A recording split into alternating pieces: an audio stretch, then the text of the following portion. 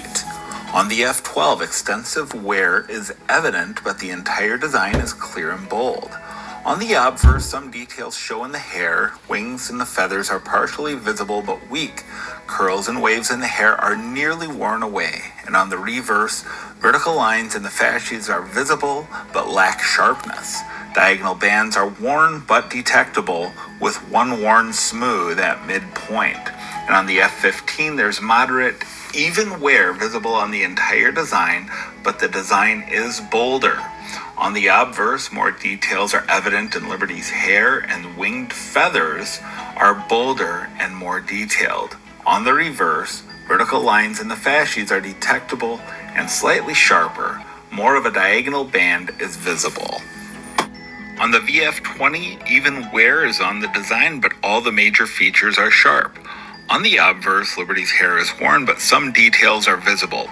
3/4 of the detail is present in feathers of the wings, and on the reverse, wear is evident on the two diagonal bands, but most details are visible. All of the vertical lines in the fasces are evident. All details in the olive branch are clear. On a VF30, light even wear on the design, and all major features are sharp. On the obverse, some wear shows on Liberty's hair along her face, cheek, and neckline. The wing feathers exhibit nearly full detail but are weak. Reverse shows wear on the two diagonal bands, but most details are visible. All of the vertical lines are sharp, and all of the details on the olive branch are clear. On an EF40, there will be light wear evident on the highest points of the design. On the obverse, wear is evident on the high points of Liberty's hair and at her neckline and on the wing of her cap. On the reverse, high points on the diagonal bands and on the fasces exhibit wear, but rod details clearly defined and partially separated. Traces of mint luster may be present. On an EF45, there will be very light wear detectable on only the highest points of the design.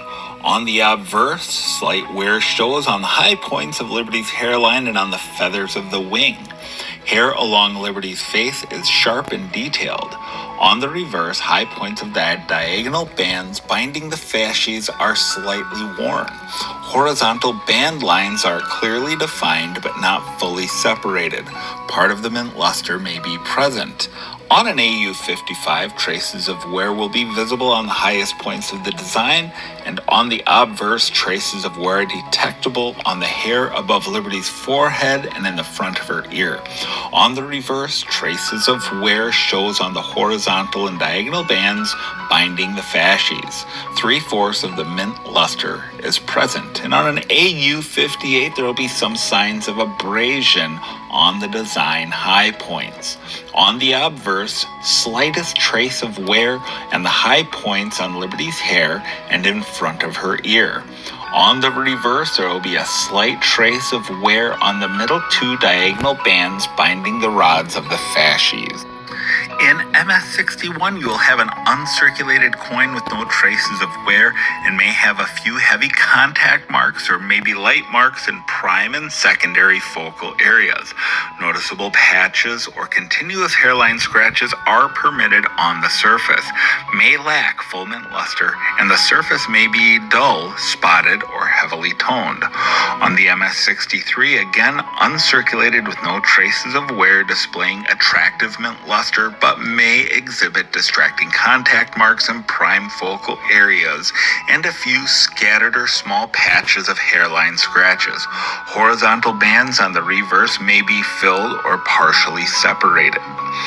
On MS63B, uncirculated coin with no trace of wear, once again displaying attractive mint luster, but may exhibit distracting contact marks in prime focal areas and a few scattered or small patches of hairline scratches. Horizontal bands, particularly in the middle band, are fully separated. Of course, an MS64 is uncirculated with no traces of wear and may have light scattered contact marks, with a few being in the prime focal areas. It may have a few scattered or small patch of hairline scratches in the secondary focal areas.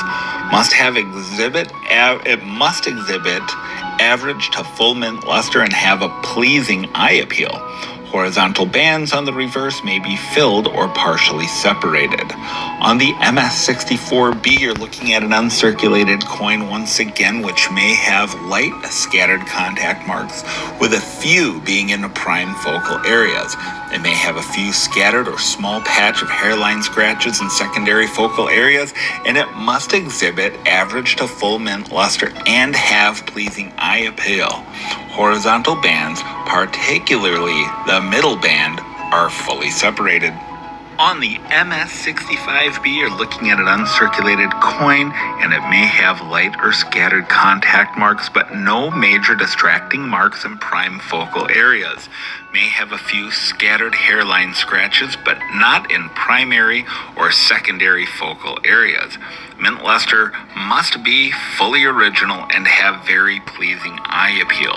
Horizontal bands, particularly the middle band, are fully separated. On an MS66, you're looking at an uncirculated coin, and it may have a few small contact marks in prime focal areas, but no hairline scratches visible to the naked eye. Must exhibit above average full mint luster. Eye appeal must be above average. Horizontal bands on the reverse may be filled or partially separated. And for your MS66B, you're looking at an uncirculated coin with no trace of wear.